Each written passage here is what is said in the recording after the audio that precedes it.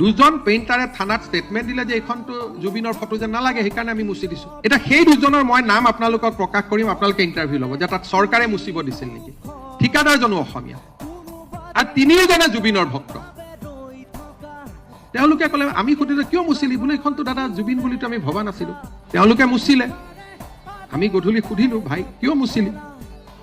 তেতিয়া তেওঁলোকে ক'লে যে এইখনটো জুবিনদাৰ ফটো যেন লগা নাই কাৰণে মুচি দিলোঁ, আমিতো নাজানো এইখন জুবিনৰ ফটো বুলি। ময়ো যদি ৰং মিস্ত্ৰী হলোহেঁতেন, আজি থকা ফটোখনতো জুবিন গাৰ্গৰ দৰে নালাগে।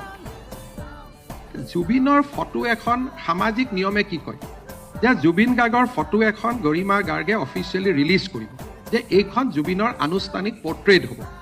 চব মানুহে সেইখন আঁকিব। এই যিটো গ্ৰুপে ফটো আঁকে তেওঁলোক হ'ল SFI।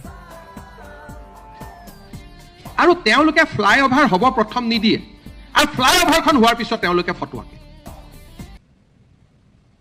আপোনালোকে চাব, এই যে যিজন ল'ৰা, তেওঁ ভৰলুমুখৰ ফ্লাইঅভাৰ হ'ব নিদিয়ে, ইটো হ'ব নিদিয়ে। প্ৰথম গছ কিয় কাটিছে বুলি তেওঁলোকে আন্দোলন কৰে, এই একেটা গ্ৰুপ।